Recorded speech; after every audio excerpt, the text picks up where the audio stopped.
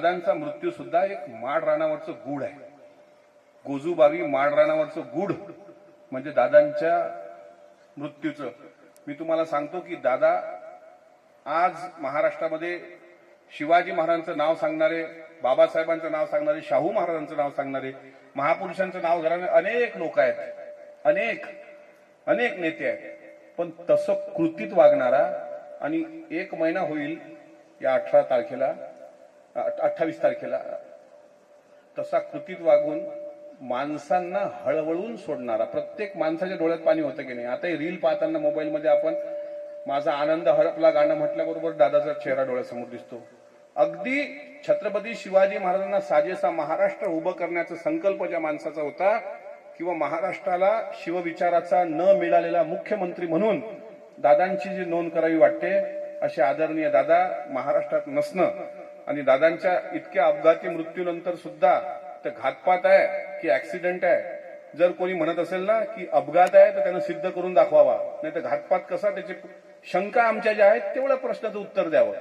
घातपात आहे की अपघात आहे हे महाराष्ट्राच्या समोर आलं पाहिजे. आणि इतकं झाल्यानंतरही महाराष्ट्र शांत कसा.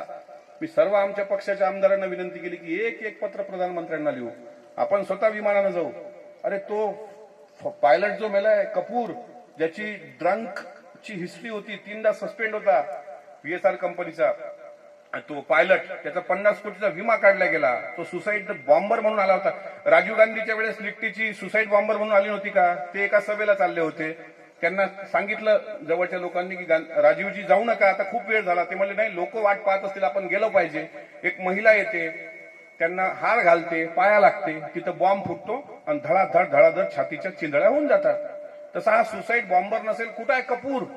त्याची बायको पोहोचली ते 3ऱ्या दिवशी की माझा नवरा जिवंत आहे. आमचा प्रश्न हा आहे की DGCA म्हणतोय 6 माणसं गेली, तर एक माणूस गेला कुठं मग? आणि ही 2 माणसं, तो साहिल मदन आणि यश, जे पायलट वेळेवर बदलला गेले, हे 2 आत्ता कुठे आहेत? हा विचारण्याचं धाडस तर महाराष्ट्रात असलं पाहिजे.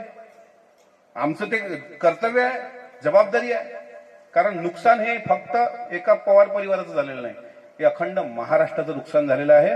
18 पगड जातीचं नेतृत्व अशा पद्धतीनं आपल्या डोळ्यासमोर हिरावून गेलं असेल आणि आपण जर पेटून उठत नसू तर आपल्याला पुढची पिढी ही म्हणेल की आमचे बाप जाते शिवाजी महाराजच्या काळात असेच वागले असते का?